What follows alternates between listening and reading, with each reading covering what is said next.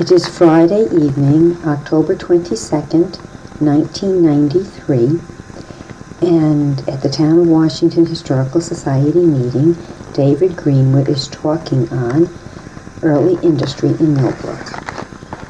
First of all, hello to everyone. A few things. There's been, recently we had an antique show, as you know, here in the village, and the publicity that was submitted to the roundtable was rather odd, because I was listed as president of the Town of Washington Historical Society. I thought it was a mix-up that the paper made, but when Carmine talked to Antonia Savato Baker about it, Antonia ended up saying, well, I had to call you something to the paper. so I apologize, George. It's just very odd. David has a perfectly honorable title as village historian of Millbrook. So it's just sort of an odd thing, but in any event, I apologize and know there was no secret election or anything. In any event, last weekend I did a presentation for the antique show. It was a highlight on the village. And what I've taken the liberty of doing tonight is use the same set of slides, but I've altered it so that we can focus on the industries. So for some of you who were at that presentation last weekend, forgive me if the slides seem terribly familiar, that's the reason. Let me start off by saying that currently the Citizens Advisory Commission, the Conservation Advisory Commission for the Town of Washington, is working on a historic survey. We recently received a grant from New York State through the Preservation League that was matched by Tribute Garden. The money from those grants will be going into professionally cataloging the information that's being gathered now by a number of volunteers. The time frame of that project will be within the next year. We hope to have the 350 buildings that were identified through Stephanie Morey's survey included in this new system, plus a number of other buildings that were overlooked. So in any event, this is a plug for our project. The project entails photographing the existing buildings, filling out a blue form, which is a state survey form, that puts down as much of the information about the houses as may be available. Who the original builders may have been, if we knew them, what the original function of the building may have been, and so on. We're hoping to compile that information and develop some walking tours in the village itself for our centennial celebration, and I think that will be great fun. A lot of people come to the village and ask about the library or the churches, or why is it called Friendly Lane? You know, it's certainly the library's friendly, but unless you were here or knew the history or knew that the Quakers actually had their meeting house across the road, the name seems confusing. The same thing with Church Street. Today there are no churches on Church Street, at least not functioning, but that's how it got its original name. So we're going to be working on that as a town, as a village project. I know you'll enjoy seeing the results of that labor. In any event, much of our research goes back to early documents. Carmine and I have spoken a great deal about this. Carmine is very, very conservative, as you know, and very concerned that all of the information that we gather has its basis in written commentary, written documents. And we've been doing as much as possible looking for those primary sources. Land deeds, grants, surveys, they can tell us a great deal, as well as diaries and descriptions by people who may have lived in them. If we're looking to early industries or any kind of industry in the town of Washington, we run across these deeds and survey descriptions, and they can be very helpful. But so can the photographs from this century that will record and document major events and activities. Some of you know of the major fire, I think it was 1912, was it? Carmine, do you remember? 1916, thank you. And after the fire, this photograph was taken when it was used for a small park area, commemorative event.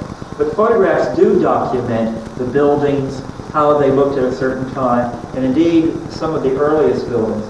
Now, some of you know, many of you know the Seppi family. They lived on Deneen Road.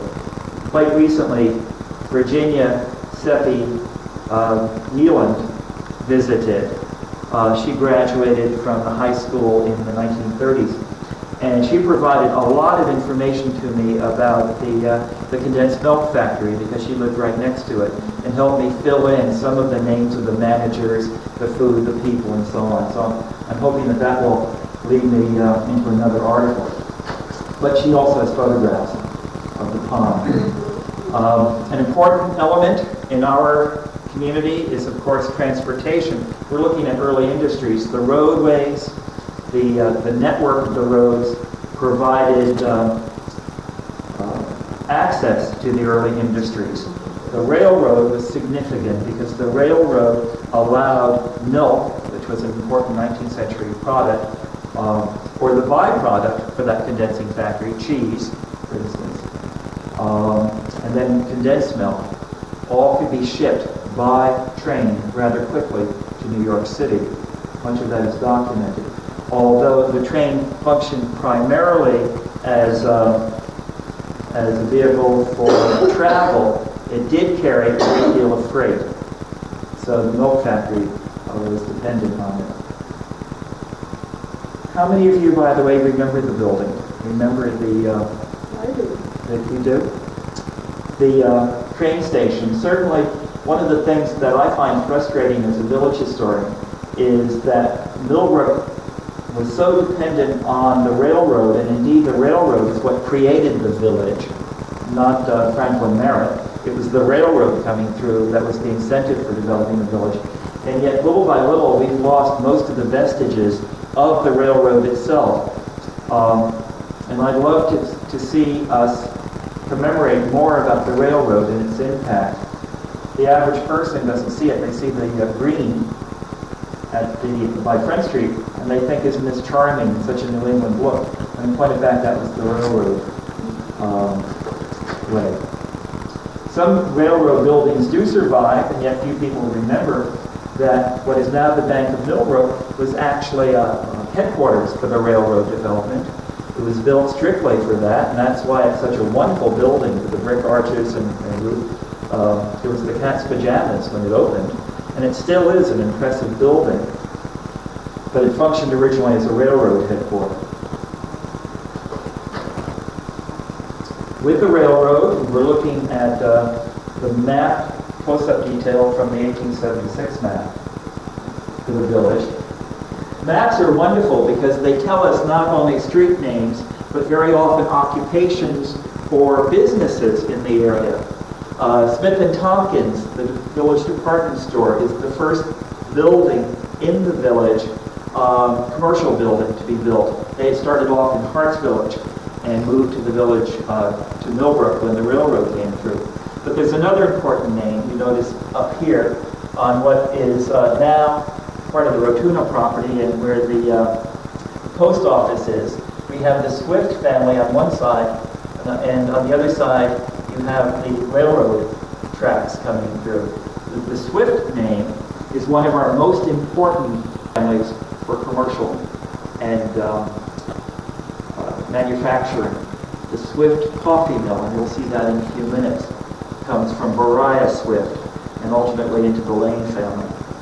But as you look through, there are other names that will come back again and again and again, like Merritt, Isaac Merritt, who was a cousin of Franklin Merritt, who purchased the farm for development from the Haight family.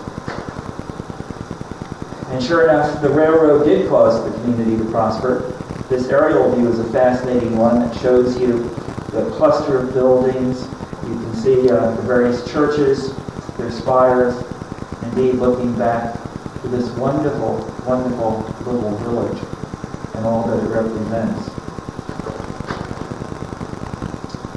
The first street light, this was an advertisement for New York State Electric and Gas, and they featured it in their catalog, and they described the model street light as well as the the directional light as well as the street light, which is in the picture. You can see it bracketed off the pole on the corner. The traffic light, thank you, ma'am. Traffic light and also the street light that were put in. Incidentally, you can see the building that is currently owned by the TOWNH, where the flower shop had been. And you can also see the gas pump in front of the audio building when you pull up and crank the gas for your car. Aside from subtle changes like the gas pump going, though, our street looks remarkably the same over 60 years later. The photograph, the date on the back of the photograph, by the way, was 1926.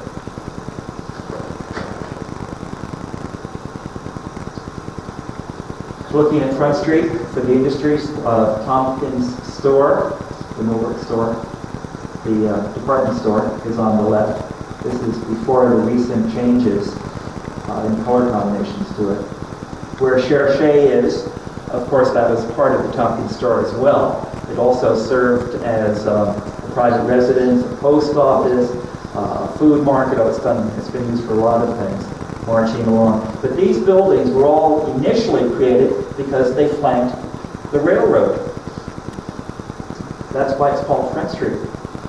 And yet most people think of Franklin Avenue as the street now, without realizing the evolution of the village. Another Merrick building, this was known as Merrick Hall. When Franklin Merrick divided up the village and the building lots and started selling them off, he hired several people to work for him. We're looking at industries. One of the industries that we generated was sales and property. And they worked out of this building. So it was first called Merrick Hall. We uncovered a number of documents that were issued, rental documents and so on. Now, of course, it's known as the Taconic Newspapers headquarters. One of the buildings on Church Street, which still survives. Most people don't realize it was a church, but many of you know the Silvernails, and they currently live in it. The tower has been removed, but if you look closely, the building is still there, functioning now as a home. Other buildings in the village, I won't take a great deal of time to describe it, but we've Grace Church. The church has helped to nurture many of the families that lived in the community, and they have survived, and are wonderful period examples of architecture that we'll incorporate into that walking tour as it appears today. I was pleased to find that the parish hall is not going to be torn down, and that they're actually looking at ways of modifying that building and incorporating it into the new plans. For a while there was a suggestion that the building be removed completely and a new one be put on the site. That has since been modified. Our Thorne building, the Memorial High School, a wonderful structure, soon to be 100 years old. We'll be commemorating that event. An industry, anyone know this wonderful picture? Carrie Haviland, who lived in our house, was very active with the Garden Club. And from World War I on, she provided plants along with her constituency to the children in our school district. The girls, by and large, were given flowers, blooming plants, and the boys were given vegetables, and they were encouraged to go in their own backyards and develop little patches, victory gardens from World War I. And there were several right on our field by the high school that were tended by the children going through the school. And this is one of the views that they're commemorating it. So the site where the band shell is today was actually a victory garden that the school children took care of. One of our recent events. And of course, in talking about the village and the village history, a very, very important component of that history has to be the evolution of the Millbrook Press, of the Millbrook Round Table.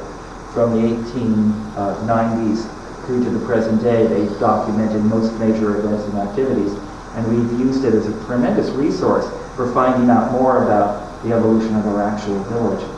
And of course, from our point of view, you can't talk about the Round Table without talking about the Tilsley family, all that they did in helping to document the day-to-day activities. Many of the early pictures that you see tonight were from Edna, that had come from her father-in-law and had actually been used at different points in the newspaper. Millbrook Inn, from the 1890s on, the Millbrook Inn became known as a very important watering hole. It was the first really successful inn. We had smaller ones in the village that catered to the railroad crowd. But in 1910, this was really expanded. The main building is gone now. The road's been reconfigured. It runs higher up along the property line. We're standing on Thorndale property now. Looking back at it, this building's been removed, the others being incorporated into apartments. Some of you knew Walter Averill. Walter Averill, for years, was the manager of Nelson House in Poughkeepsie. He was, as he was very proud to tell everyone, he was actually a Millbrook. Even before birth, he was conceived here because his father was the manager for it from 1910 on, and met his mother through Bennett. And so his first 2 years were spent here. When he moved to Poughkeepsie, he took with him, his father took with him, a lot of records and information about Millbrook Inn and the expansion from 1910. And it's the automobile that caused that to thrive. People would drive up from New York, from Westchester, or even out from Poughkeepsie, and stay here at the Millbrook Inn. So there are lots and lots of postcards that describe this. So tourism, if we're talking about industry, tourism certainly is a very important one. But prior to its being the Millbrook Inn, it was used by the Lane brothers. And the Lane brothers are the ones who became very famous for the Lane automobile later on in Poughkeepsie, but also the Lane coffee mill, which was patented by their uncle. We'll see some examples of that in a minute. From what I've heard, by the way, from some of the people who remembered, the food at the Millbrook Inn was really superb, and apparently their dining room was quite famous too. We'll come back to that in a few minutes. Some of the earlier communities, we've got Lithgow, Washington, Harts Village. Again, with the maps, we can recognize the buildings and store complexes for them. Dominating Lithgow is the estate, the Johnson estate, which is named after Lynn Lithgow. An important house. It still survives today, although it's been altered by a major addition when the Wheatons had it, but still, extraordinary house. Agriculture is another one of our important industries from early on. Animals and grazing, produce. Looking at our hill complexes, this is the view from Lithgow back towards the equestrian center in Millbrook School. It thrived as a farm, as a gentleman's farmer, and it thrives today, both as a farm for deer, exotic deer, and also as a garden center, the hobby of Elliott Park, the current owner. Also Lithgow, we have the Vandenberg House, which was expanded in the 1880s. He was the director or a commissioner in charge of the almshouse, the infirmary as we know it, or the poor farm. Another name. It's had several names in its evolution when it moved out from Poughkeepsie. But this is where he lived, and this is the way it looked in the 1880s. And this is the way it looked when Curtis Place's father purchased it, with its porch, wing, and addition. And that's the way it looks today as it's evolved, owned by the Taylors. And you can't leave Lithgow without looking at its wonderful 1880s church that we're hoping to have on the National Register. Wonderful building. Quakers. We can't talk about the early community without talking about the industry and ethic of the Quaker families who settled here. Unlike Lithgow, which was predominantly settled by Anglicans, and St. Peter's Church being the oldest association, or Johnson having traced his ancestors from Scotland and England. Other sections of the town of Washington were settled by Quakers, and much of Millbrook was actually Quaker dominated because of Mechanic and the Quaker Meeting House. But we owe our meeting house to the Quaker Hill Meeting House, which is what this is. Currently it's being restored. In 1780, our own Nine Partners Meeting House was sponsored and developed. The sign, by the way, was unveiled by Carrie Havland, who was, at the time, the 1930s, 1935, the last of the Quakers living who actually worshipped in the old meeting house before the meeting house was moved here to the village. So Carrie Havland not only gave out flowers and seeds to children, she represented the Quaker families. She was an active Quaker right through her death in 1949. 150th anniversary of the establishment of it. A number of events in the 1930s document Quaker pilgrimages back. A view from an important book on the Hicksite Quakers that we think was actually from the interior of the Quaker Hill Meeting House and not Nine Partners.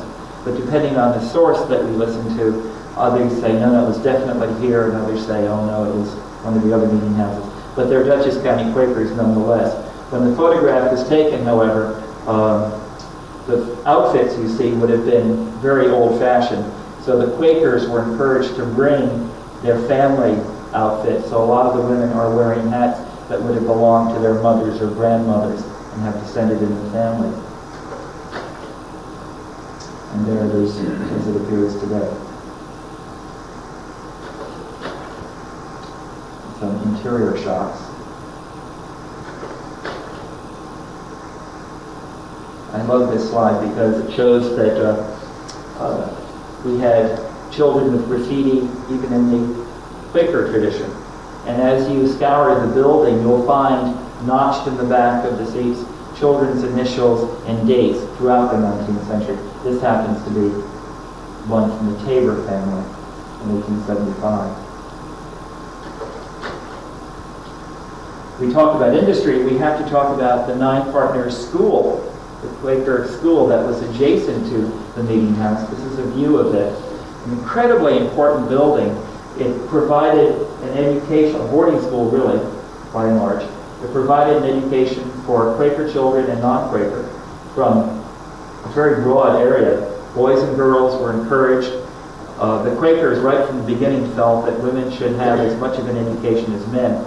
So they provided for women to study math, science, in addition to textiles, samplers, and so on. It's a thriving school, and a number of very important people passed through those doors as part of their educational experience.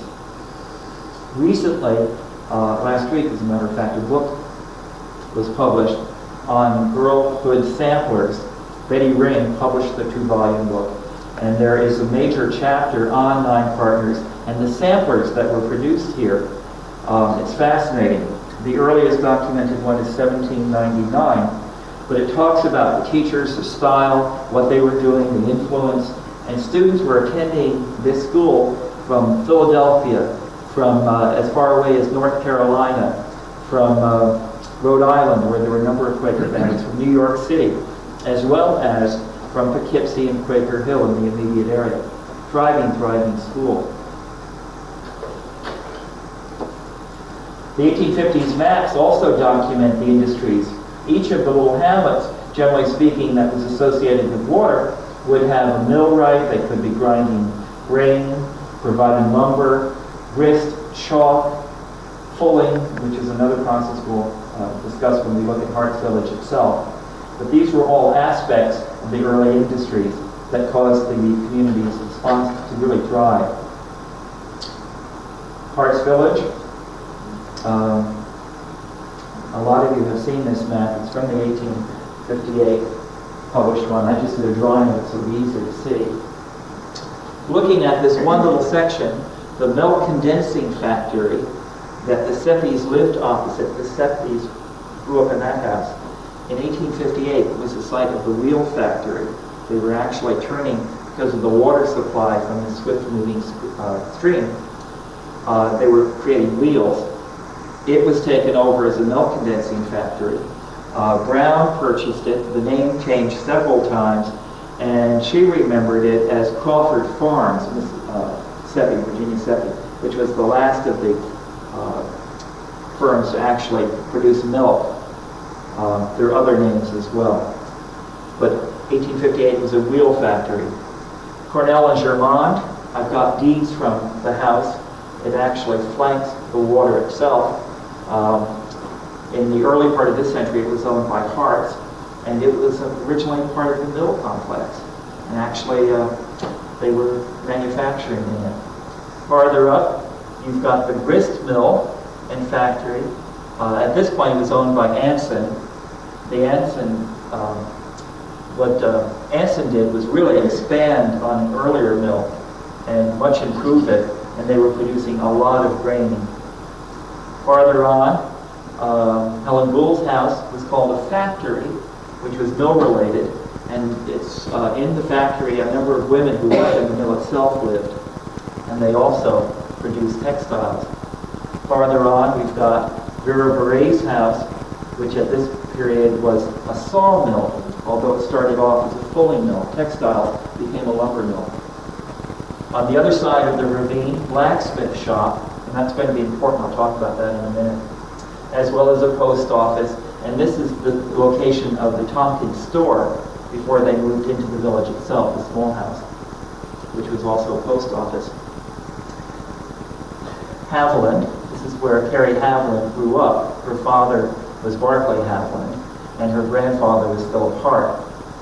Philip Hart sells property just about 1800 to Beriah Swift. The first property that Philip sells is here, where Ken Hetty's house is. So Beriah Swift started off his blacksmith business working at this location right on the stream. And if you look or travel by Vera Beret's, many of you know where that is, you'll notice across the waterway there's a plateau area that cuts into the west bank. My belief is that the earliest factories that Philip Hart had weren't on this side of the water, where they are now, but actually were on the other side. I think that Philip Hart's original mill was swallowed up when the dams were created.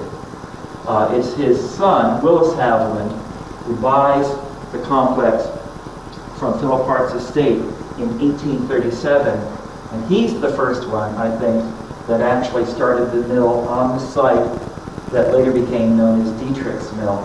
And he's the one who provided the footbridge, and he's the one who developed the parcels that we see along here. It wasn't Philip. And there's a lot of things that we could go into that I won't bore you with now. Louise Tompkins and her memories of it confuses much of that information, and in one of her articles talks about the earliest base of Anson's mill as being Philip Hart's. Well, the descriptors don't include that. The descriptors are that it was probably on the west side. So these are some of the early industries that we associate with.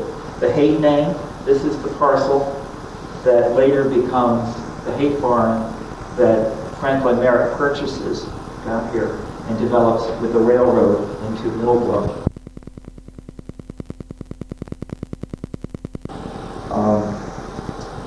Of what would become known as the Thorne property, Thorndale itself, and went into farming.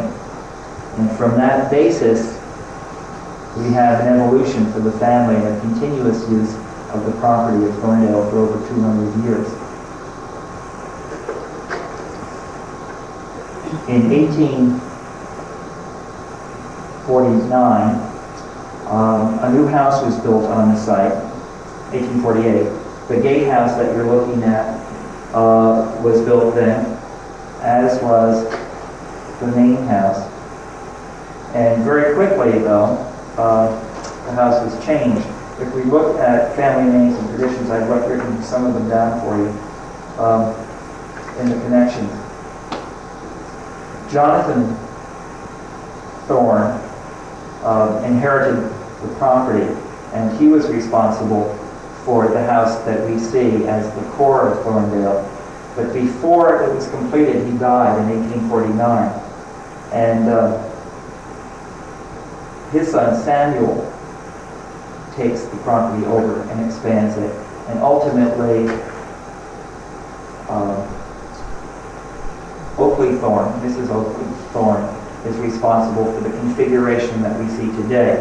So the early buildings, 1849, and in the 1890s, Oakley, I believe, inherits it in 1889 and 1890. The house is expanded with the porte-cochere and additional wings, and a lot of things that lead to the estate look were added. But the core house, the Jonathan Thorne house, can still be seen in this section. That's the original Thorndale house from 1849 with the 5 round windows. It's brackets that run along the roof line, the flat roof. Then in 1890, Mrs. Oakley Thorne had this wing added, and it was expanded. She was also responsible for the gardens, establishing the gardens, right through the 1920s and 30s. And the gardens, I can't talk about Thorndale without looking at this extraordinary view, which appeared in the 1940s, of clipped, hewed maple trees. This was her maple alley that ran from the front of the house to the pavilion that was created by Allen in the 1930s. In order to maintain this perfect hue, the trees were trimmed 3 times each summer. So imagine the work, and this is by hand, by the way. Imagine the work of forcing those maple trees to be maintained as cubes. Maple trees, some trees like that, like a yew tree. Maples, though, are constantly trying to broaden. So it was a continuous battle. But while she was winning, this is what it looked like. And in the distance, you see that wonderful, wonderful pavilion. But on her death, the maintenance for those trees ceased, and they reverted to what maples do. They grew, and as maples tend to do, they matured and started dropping branches and limbs. So very few of the maples survived 60 years later. But the pavilion is still there, and this is the look now back towards that pavilion. Another part of her legacy, Nellie Allen, who was the wife of the architect of the pavilion, worked with Mrs. Thorne on creating the formal gardens. When Mrs. Thorne had them designed, she also had concrete railings, cast stone railings is what they were referred to as, but they're actually concrete, that flanked the steps and helped to outline much of the garden. Those stones were taken out about 30 years ago, and what's left are the hedges, which flank what would have been those stone balustrades. This is how the garden appeared in 1988. At that time, it was still in very good condition. The treillage in the distance, the gate, was added in the 1930s as a backdrop for the formal gardens. The squares, the stones, and so on survived very much as the former Mrs. Oakley Thorne had envisioned them with her master gardener. Included were a number of whimsical trees and bushes that were shaped, peacock feathers, and the like. Well, this last year, Thorndale had a real problem with its deer population, and within one evening, what you're looking at was destroyed. And as a result of that, the present Mrs. Thorne had the entire garden removed, so it no longer exists. So you're looking at what was a major garden in the Northeast that exists now only in photographs. So as it's evolved, not only were the trees the victors, but I guess nature and time took its toll on the gardens as well, so they'll only be known in memory. One part that does remain of her legacy is, of course, the Tribute Garden Complex, which is a wonderful, wonderful gift to the community. We have so many from many of these families, but this is an excellent one. And for all of you who have been up there, you know the dedication. I happen to love this. To me, this is a symbol of our community, too. The Court of Honor dedicated to the children of our village as a happy playground. Much of the philanthropy that we've received over the years has been geared towards the future. The schoolhouse, the gardens, the scholarships, and so on, all are forward-looking.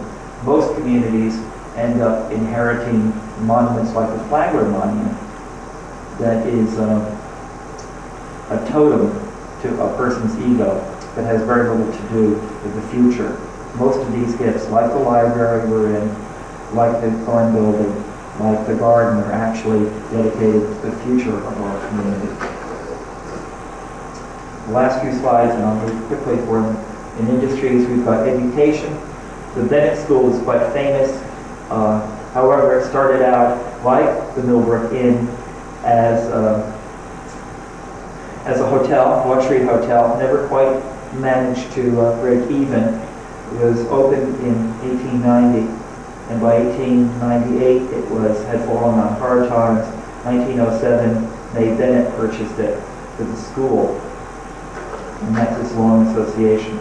These postcards from 1910 show you it as it appeared early on, shortly after May Bennett's purchase.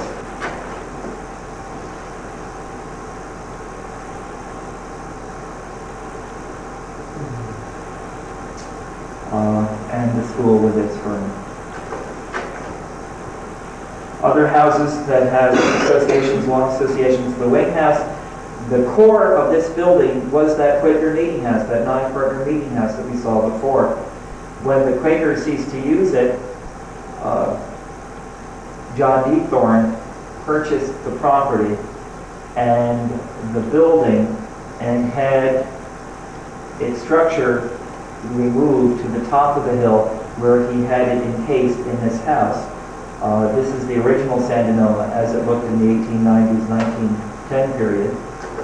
After a horrific fire, it was rebuilt completely in a Tudor style. So this is the way some of you may have remembered the building as it existed through World War II, and then as a derelict through the 50s. Another estate which has survived quite well is the Flagler estate, you know, the gatehouse. This postcard was Dietrich, yes. This gatehouse, this postcard is of the gatehouse just after it was completed. If you look at it, the trees haven't been set into either side, and there's no ivy on it. So this is as it appeared just about 1900. By 1910, look at the trees as they have started to grow, and also the ivy on the house itself. So the view is beginning to be obscured by it. And of course, today you look at it and look at the size of the trees behind it.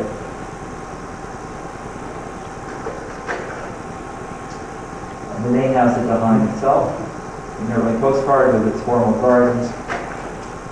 A drawing that I did of the house for Carmike's book. Many of you have the book that recognize the drawing. It was recently used as a cover illustration for a tour of the village this summer. And the house as it appears today, in the process of being restored.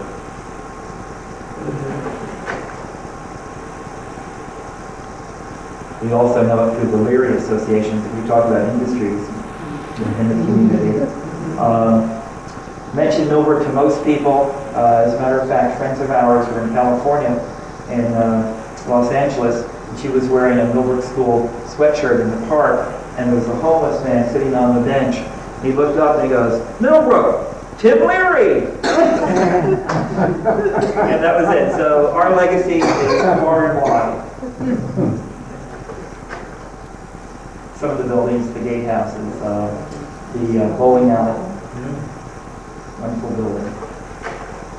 The little tea house, which was adjacent to the tennis court. And lastly, the sun setting over our wonderful whole hillside. So this is sort of a convoluted presentation tonight, but it's talking about our community, the associations we have in the community, the early industries, as well as later ones associated with the village, and this very rich legacy that we have inherited that's really part of the Millbrook tradition. I'm looking forward to hearing the other presentations that are going to be done for the Society this year in honor of our industry. And I think it's fantastic that we have an opportunity to be able to look both to the past and to the future of our community. And I'm very happy that you're sharing that opportunity with me. Thank you very much.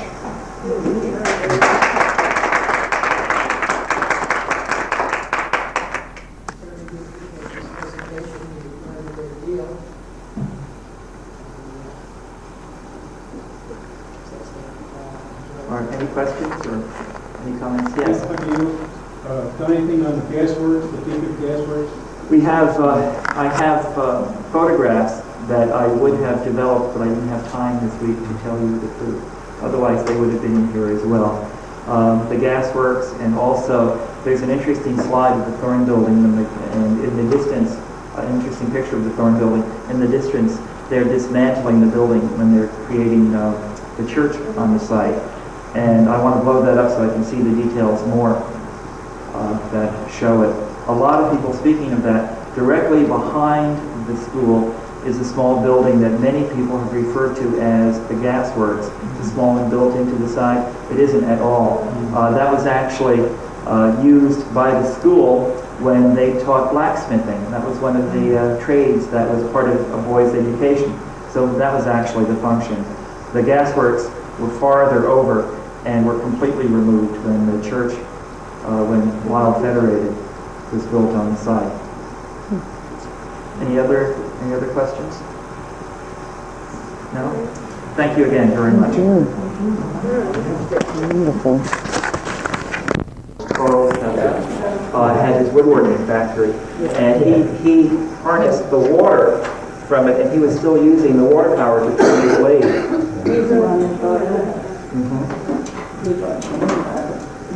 So yeah, he was quite famous for the woodworking that he did. Every estate I go to, there's something that he created, either a door or a mantle or matching details. He was quite a resource. He was, yeah.